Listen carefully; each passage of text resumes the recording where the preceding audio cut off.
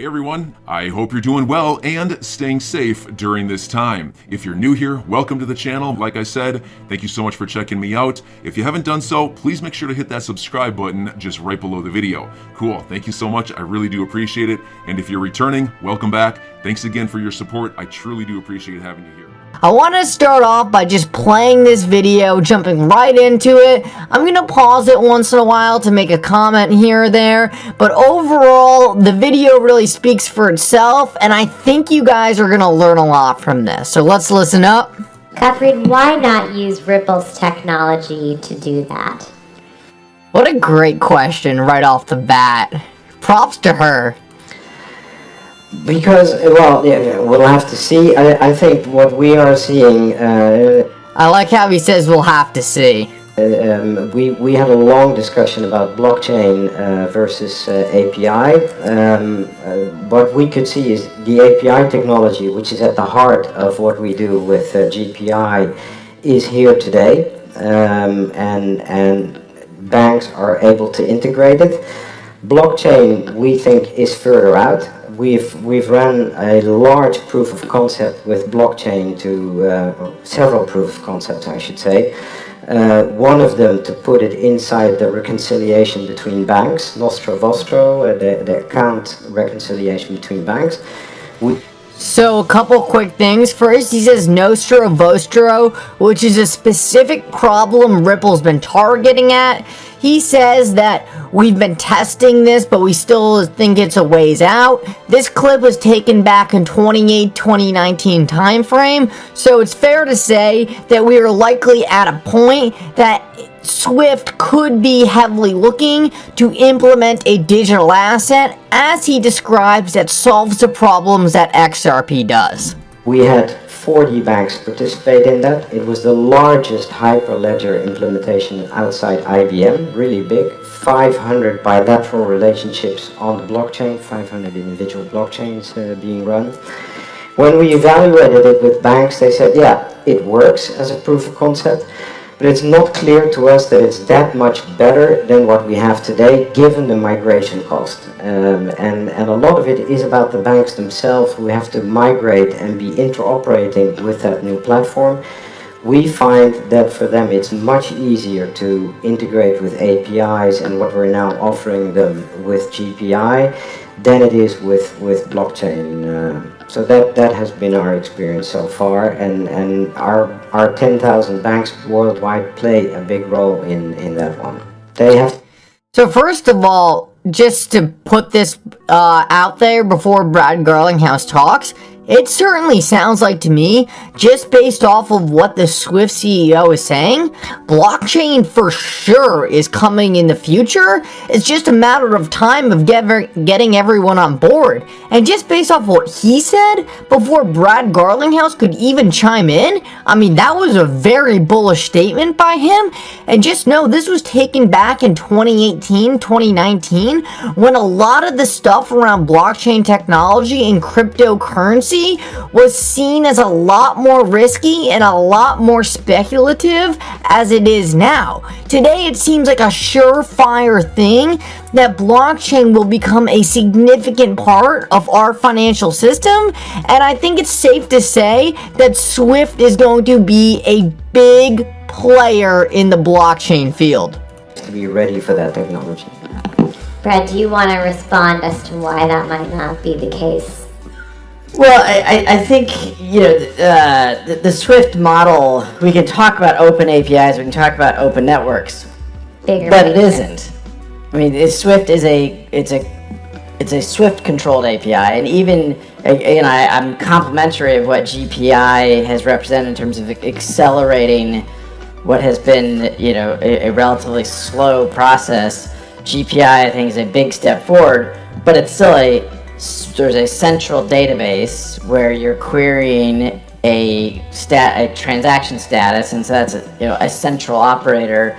I think, you know, I mean, Gottfried said, and I agree with, decentralized systems, I think over time, as we've seen with things like TCP/IP, are likely to win, and I think that today is not what Swift is. And, you know, when we think about how to enable a transaction from, you know, a Barclays account to an M-Pesa wallet, mobile wallet. You know. So boom, Brad Garlinghouse says it perfectly. Fundamentally, they are completely different because Ripple operates on the XRP blockchain, which is completely decentralized. There is no central operator, and a decentralized foundation to a payment system creates infinite interoperability. Because they don't need Swift to make all these different connections to all these different banks, and each one has to have a different API with Swift, and they have to have engineers on the back end figuring out this and figuring out this. No, all the different banks and everyone who wants to be part of the ecosystem hooks right up to the XRP network, and suddenly, boom, you have instant operability across every single financial institution without any central counterparty. Brad Garlinghouse hits the nail on the head right here, and could not say it any better myself. I could not believe it. You could just look at the Swift CEO right here. He's like, yeah, you got me right there. Let's play the next clip, and Brad Garlinghouse is going to kind of finish off his thought right there. But what a statement, and I hope you guys understand what a game changer Ripple using XRP to facilitate these payments really is. That when we think about an internet of value, it's not just about the banks, for sure. Yes, it's about regulated institutions, and we're certainly not trying to circumvent those things, but I think it's fundamentally kind of a different view of how the world may play out. So he's saying Swift is only working with the top institutions in the entire world, top banks. We built a system that works for everyone. Yeah, we want it to be used by the banks. We want it to be used by the biggest financial institutions, but there's no reason normal people shouldn't be allowed in this system. Yeah, maybe to that, I mean, a big part of the value proposition of Ripple, I think, is the cryptocurrency, the XRP. I think that's another one worthy of debate. There we do find that the banks are also, at least when they talk to us, they may tell you different things, they are hesitant to convert things into a currency, a cryptocurrency right now, because of the volatility in the currencies, because of the fact that you don't have the deep liquidity that you have in, for example, the dollar as a clearing unit at the end of the day. So again, when we engage banks, we don't find them ready for a model where you convert it into crypto and then convert it back, and that has to do with many things: regulation, volatility, and all the things that are related around crypto. But that's a whole separate debate. It's not really a separate debate, because I think there's two important things about this, and Gottfried mentioned this earlier. Swift today is a one-way messaging framework. It actually isn't a liquidity provider, right? It's Swift messaging partnered with bank liquidity. When we think about an internet of value, it's a mixture of two-way messaging frameworks, moving to real-time, a chatty protocol, if you will, coupled with real-time liquidity. And I hear people talk about volatility, and I feel like they're propagating misinformation. The volatility risk of fiat, volatility is just a mathematical calculation of time times volatility. If you hold fiat for, let's say, an average Swift transaction today is in the order of magnitude 2 days, that's about 180,000 seconds. An XRP transaction is 3 seconds. So if you take a low volatile asset times a long duration, fiat, or a high volatility asset versus a very, very short amount of time, it turns out mathematically there's less volatility risk in an XRP transaction than there is in a fiat transaction. The difference is you have market makers. When you do a Swift transaction, there's banks saying, there's a market maker saying, I'll lock in that rate. I'll take the volatility risk for the next 2 or 3 days. With XRP, you don't have to do that because it settles so quickly. So once again, what an outstanding statement by Brad Garlinghouse.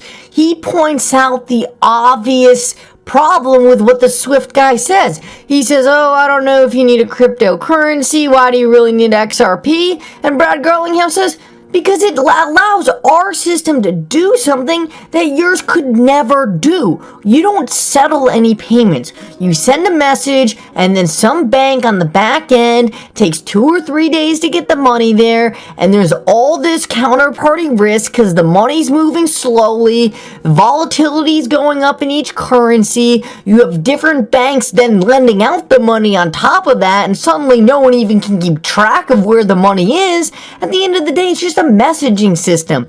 It doesn't solve the deep liquidity problem that Ripple and XRP solve as a combination. Ripple and XRP settles payments instantaneously. It's done. You have the money, it's yours. Boom, done. That does not happen with Swift. And you might be thinking, well, if all that is true, if all that's going on, then why is Swift still the dominant player? Why haven't we seen Ripple and XRP take over? Well, hopefully this last clip answers that question for you. I think this one's a gem. For those of you who are still here, you make sure you stick around for this. Right. You might still use proof of work. Right.